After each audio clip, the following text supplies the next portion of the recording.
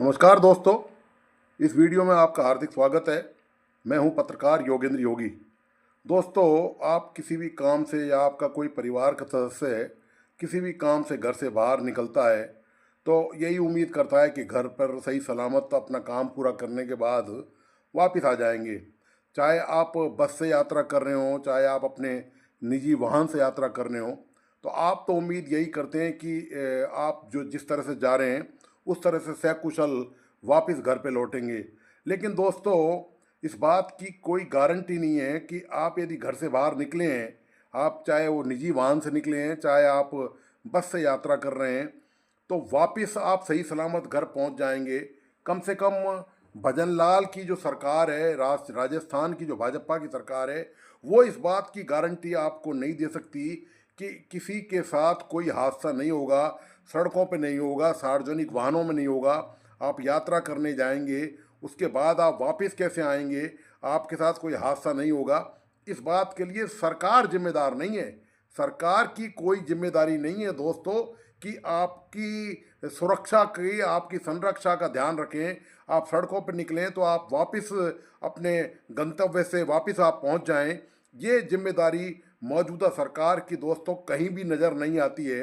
इसके एक नहीं, पिछले 2-3 साल में ऐसे ऐसे उदाहरण सामने आए कि सरकार ने मानो हाथ खड़े कर दिए हैं और आपको, आपके परिवार को, आपके चाहने वालों को अपने भरोसे छोड़ दिया है कि उनकी ज़िंदगी वो उनके भरोसे है। वो सुरक्षा की जहाँ तक बात होती है, कोई भी सार्वजनिक स्थान हो, चाहे अस्पताल हो, चाहे सड़क हो, वो कोई भी दोस्तों सुरक्षित नहीं है। और इस सुरक्षा की कोई गारंटी नहीं है। दरअसल जब तक हादसा नहीं हुआ तब तक आप गनीमत मनाएं, भगवान का आप शुक्र मनाएं। लेकिन जब हादसा हो गया तो सरकार तो दोस्तों हाथ खड़े कर देती है, केवल लीपापोती करती है, जांच कमेटी बैठा देती है। इसके अलावा सरकार और कुछ नहीं करती।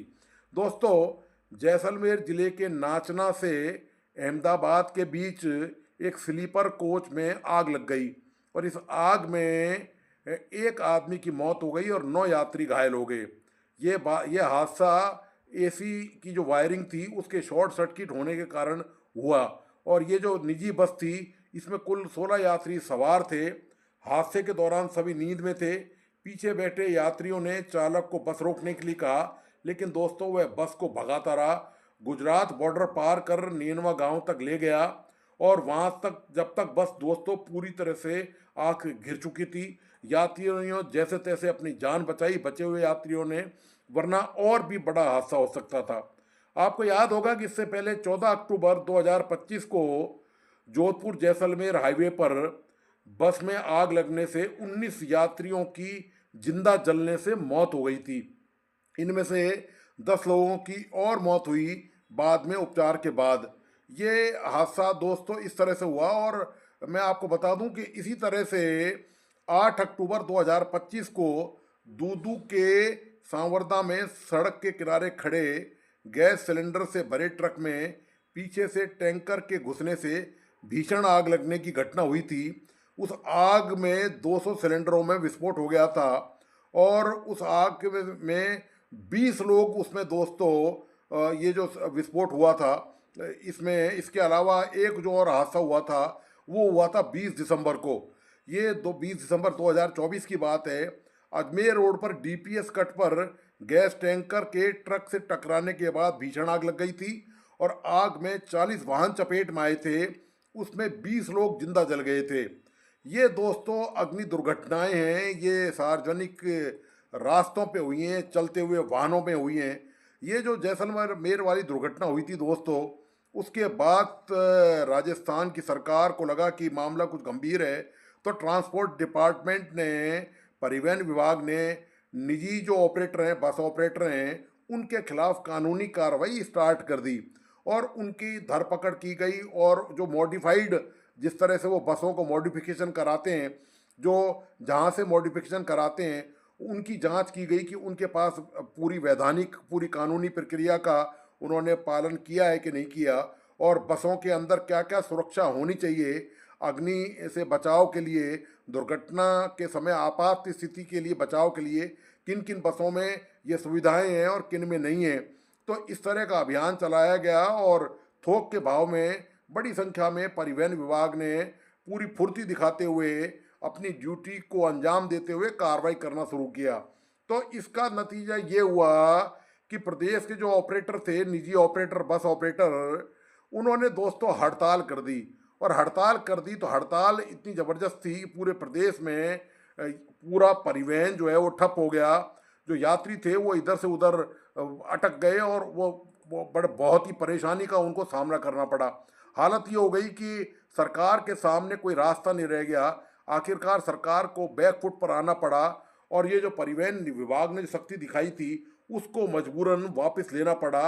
ये जो व्यवस्था जो ठप हो गई थी पूरी, उसके बाद ऑपरेटर से सरकार को समझौता करना पड़ा और उनके खिलाफ जो कार्रवाई जो सख्ती से की जा रही थी जैसलमेर हादसे के बाद, उसमें ढिलाई दे दी गई। उसमें बहुत ही हल्के फुल्के उसको फौरी तौर पर, सांकेतिक तौर पर उसको कर दिया गया और ये कार्रवाई के बाद अंजाम हुआ। दोस्तों आपको याद होगा इसी तरह से जयपुर की राजधानी में एसएमएस अस्पताल है जयपुर में, और इसमें ट्रॉमा सेंटर में आग लग गई थी। उसमें 8 लोगों की मौत हो गई थी और कई मरीज गंभीर रूप से घायल भी उसमें हो गए थे। इसके बाद सरकार ने, चाहे वो जैसलमेर का हादसा हो, चाहे वो एसएमएस अस्पताल का हादसा हो, सरकार ने जांच कमेटियों का गठन किया। उसके बाद उन कमेटियों की रिपोर्ट का कोई अता पता नहीं है। इन मामलों में, ये जो जितने मामले हुए हैं, इनमें किसी भी अधिकारी के खिलाफ कोई एफआईआर दर्ज नहीं की गई। किसी भी एक अधिकारी को इतनी सारी मौतों के लिए जिम्मेदार नहीं माना गया। मैं आपको और बताता चलूं कि इसी तरह एक बड़ा हादसा हुआ था। आपको याद होगा कि ये जो बड़ा हादसा हुआ था, ये हुआ था नवंबर 2025 में जयपुर के हरमाड़ा इलाके की लोहा मंडी रोड पर।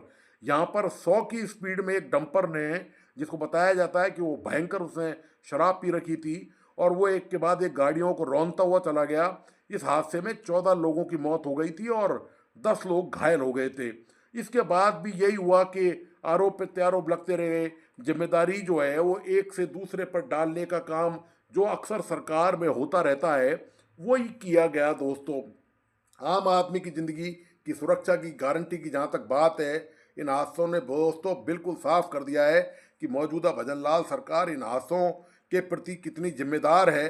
वो इस बात की कोई गारंटी नहीं है कि आप घर से यदि निकलेंगे तो आप वापस सही सलामत घर आएंगे। ये आपकी खुद की जिम्मेदारी है, आपके परिवार की जिम्मेदारी है और बची हुई यदि किसी की जिम्मेदारी है, यदि आप मानते हैं तो वो भगवान की हो सकती है कि आप भगवान के भरोसे पूरे प्रदेश में जी रहे हैं, रह रहे हैं। ना अस्पताल सुरक्षित हैं दोस्तों जहाँ पर आप इलाज कराने जाते हैं, ना सड़क सुरक्षित है। कब कौन कहाँ पर कैसा क्या हादसा हो जाए, इसकी कोई गारंटी किसी बात की नहीं है। सरकारी तंत्र दोस्तों कैसे काम करता है, ये आपको अच्छी तरह पता चल गया होगा इन हादसों के बाद कि सरकार में कोई भी अफसर जिम्मेदार नहीं है। ना कोई आरटीओ जिम्मेदार है, ना थाना अधिकारी जिम्मेदार है, ना कलेक्टर जिम्मेदार है, ना एसपी जिम्मेदार है। सब के सब जिम्मेदारी से मुक्त हैं। जब बहुत ज़्यादा कोई बड़ी बात और शोर शराबा होता है ऐसे हादसों के बाद, तो सरकार कागजी कार्रवाई करती है, किसी एक अधिकारी को नोटिस टिका देती है और उसके बाद सरकार भूल जाती है।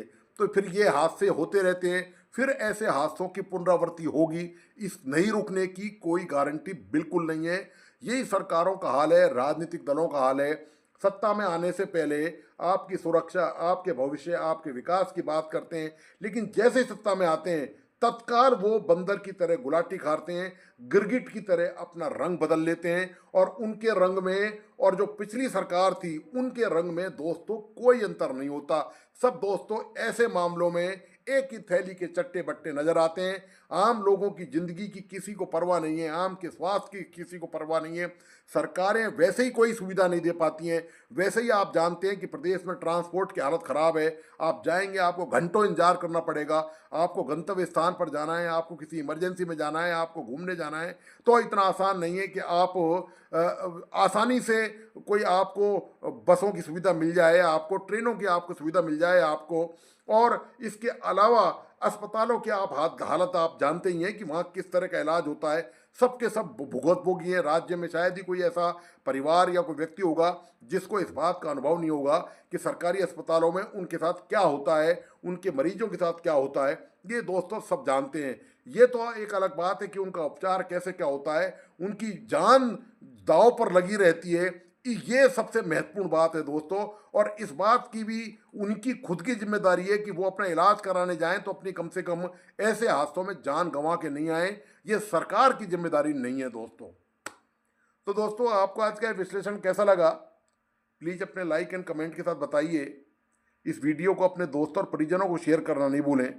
मेरा तमाम दोस्तों से आग्रह है कि प्लीज़ इस यूट्यूब चैनल को सब्सक्राइब करें, लाइक करें, बेल आइकॉन का बटन ज़रूर दबाइए। धन्यवाद, नमस्कार।